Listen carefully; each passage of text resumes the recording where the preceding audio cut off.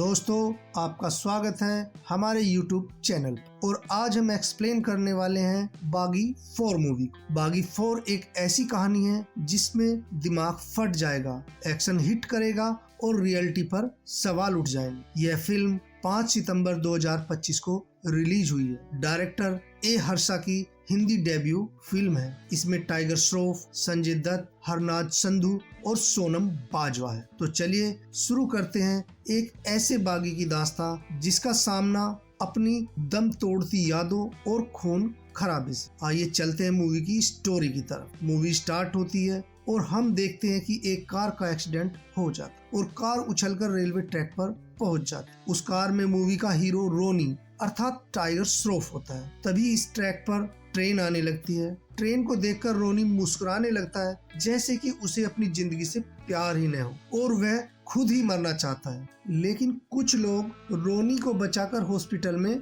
ले आते और डॉक्टर उसको बचाने की कोशिश करता। तभी उसका भाई जीतू वहां पर पहुंच जाता है और वह देखता है कि डॉक्टर्स ने उसके भाई को बचा लिया। लेकिन डॉक्टर जीतू को बताता है कि रोनी का ब्रेन डेड हो गया है और वह कोमा में चला गया, जिसको सुनकर उसका भाई जीतू बहुत दुखी होता है। इसके बाद कहानी 7 महीने बाद शिफ्ट होती है, जहां हम देखते हैं कि रोनी कोमा से बाहर आ जाता है और कोमा से बाहर आते ही वह सबसे पहले एक लड़की का नाम पुकारता है जिसका नाम अलीशा हो। होश में आने पर रोनी अलीशा के बारे में सबसे पूछता है, लेकिन सब उसे बताते हैं कि अलीशा नाम की कोई लड़की नहीं है। लेकिन रोनी को अलीशा के बार बार इल्यूजन आते हैं। अलीशा को याद करके रोनी रोता रहता है और बहुत दर्द में रहता है। एक दिन वह इल्यूजन में बहुत सारे लोगों से फाइट करता है और देखता है कि उसका भाई जीतू खड़ा खड़ा सब देख रहा है। नेक्स्ट डे जीतू रोनी को लेकर डॉक्टर के पास जाता है, जहां डॉक्टर उसको बताता है कि तुम्हें हेलुसिनेशन होता है, अर्थात तुम्हारे मन का वहम है कि तुम बहुत सारे लोगों से लड़ रहे थे जबकि कल तुम अकेले ही फाइट कर रहे थे। असल में कोमा से बाहर आने के बाद रोनी हमेशा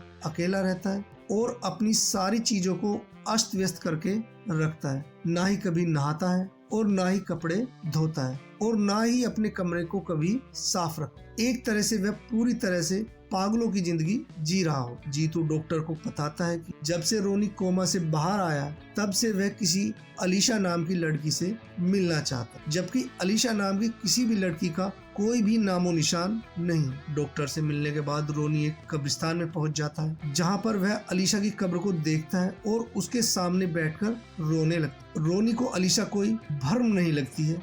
इसके बाद रोनी अपने घर वापस आता है तो वह देखता है कि उसके घर पर एक लड़की है जिसका नाम ओलिविया है। असल में ओलिविया को जीतू ने ही रोनी के पास भेजा था ताकि रोनी का मन अलीशा से डाइवर्ट हो जाए और उसकी स्थिति में सुधार आ सके। लेकिन रोनी को ओलिविया में कोई भी इंटरेस्ट नहीं होता है और वह उसे अपने घर के कामकाज करवाता है, जैसे कि बर्तन साफ करना, घर की सफाई आदि। काम खत्म करने के बाद दोनों में इधर उधर की बातें होने लगती हैं, जिससे ओलिविया को पता चलता है कि रोनी अलीशा से प्यार करता। ओलिविया उससे उसकी लव स्टोरी के बारे में और अधिक जानना चाहती है। रोनी ओलिविया को उन सब जगह पर घुमाता है जहां पर वह अलीशा से मिलता था। ओलिविया अपने आप को हर जगह पर अलीशा की जगह देखने लगती, अर्थात वह धीरे धीरे से रोनी से प्यार करने लगती। एक दिन रोनी को उसके और अलीशा के फोटो फ्रेम की जगह उसके भाई और उसका फोटो फ्रेम मिलता है और उसके फोन में जितनी भी अलीशा की फोटो होती हैं, वीडियो होती हैं, वह सब डिलीट मिलती हैं, जिसको देखकर रोनी को बहुत गुस्सा आता है। रोनी को लगता है कि शायद जीतू ने ही सारी वीडियो और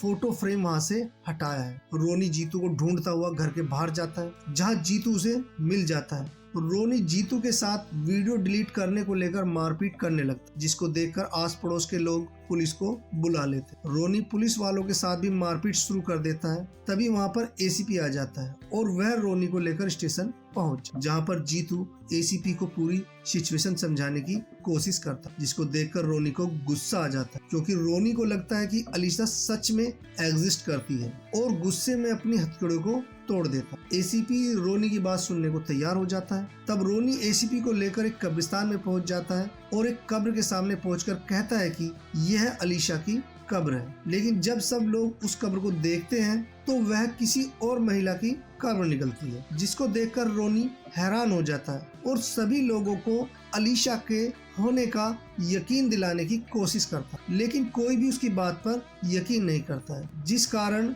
रोनी पागलों की तरह अलीशा का नाम पुकारते हुए वहाँ से भाग जाती। और तभी कहानी यहाँ से फ्लैशबैक में चली जाती, जहाँ रोनी एक नेवी ऑफिसर होता है और वह समुद्र के साथ साथ अगर लैंड पर भी कहीं क्राइम होता है तो उसके खिलाफ एक्शन लेता है। एक दिन रोनी एक चोर का पीछा करते हुए अलीशा का फोन छीनकर उस चोर को फेंक कर मारता है, जिससे वह गिर जाता है और वह चोर को पकड़ लेता है। लेकिन इस घटना में अलीशा का नया फोन टूट जाता है, जो कि उसने EMI पर खरीदा था। अलीशा के लिए उसका फोन लाइफ लाइन के जैसा था, इसलिए रोनी उसको अपना फोन दे देता है जब तक कि अलीशा का फोन ठीक न हो पाए।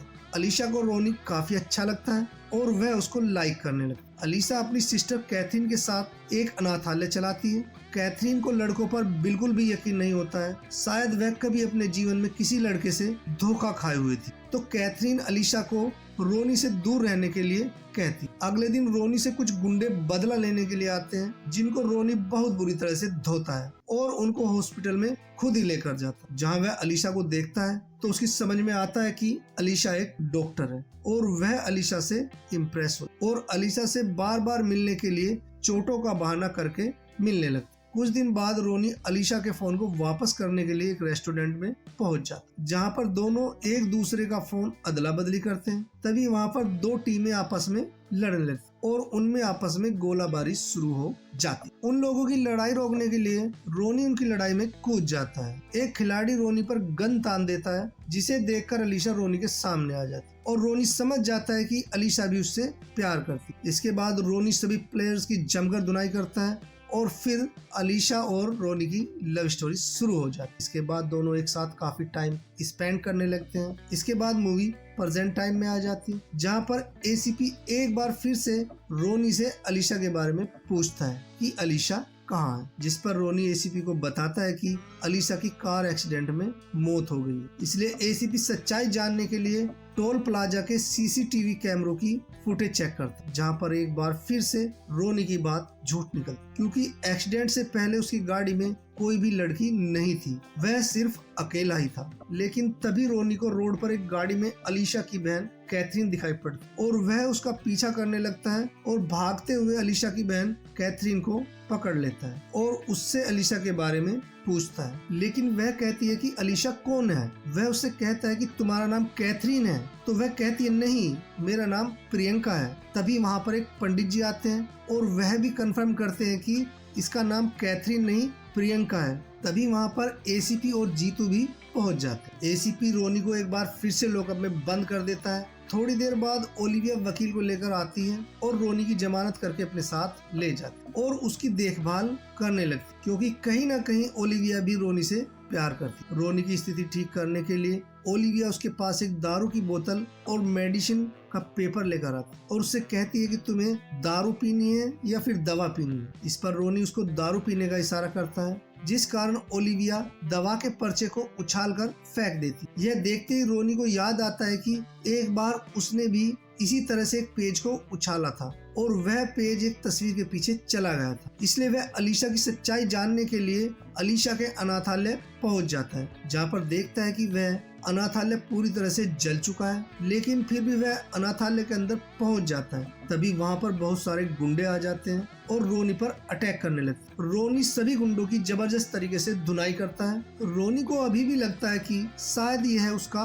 भ्रम है, लेकिन इस लड़ाई में रोनी को ब्लड निकलने लगता है तो उसको समझ में आ जाता है कि यह भ्रम नहीं सच्चाई है। इसके बाद रोनी सभी लोगों को ब्रूटली कत्ल करता है। इस फाइट में रोनी को एक वॉल के पीछे अपनी और अलीशा की पेंटिंग मिलती है। इसको कंफर्म करने के लिए वह एक गुंडे से उस तस्वीर के बारे में पूछता है कि इसमें कौन कौन है, तो वह गुंडा उसको बता देता है कि इसमें अलीशा और वह है। अब रोनी को कंफर्म हो जाता है कि सच में अलीशा थी। रोनी सोचने लगता है कि कौन इतना पावरफुल आदमी है जिसने उसके आसपास के सभी लोगों को खरीद लिया ताकि वे लोग रोनी को झूठा साबित कर पाए। और सबसे बड़ी बात है कि उसका भाई भी उसके खिलाफ हो गया था और कोई उसके साथ ऐसा क्यों करेगा। इसलिए वह सच्चाई जानने के लिए घर पर पहुंच जाता और जीतू से बात करना चाहता। लेकिन जीतू उसको इस समय घर पर नहीं मिलता। रोनी को घर में बहुत सारे पैसे और गन भी मिलती है, जिसको देखकर उसको लगता है कि उसके भाई ने यह सब पैसों के लिए किया है।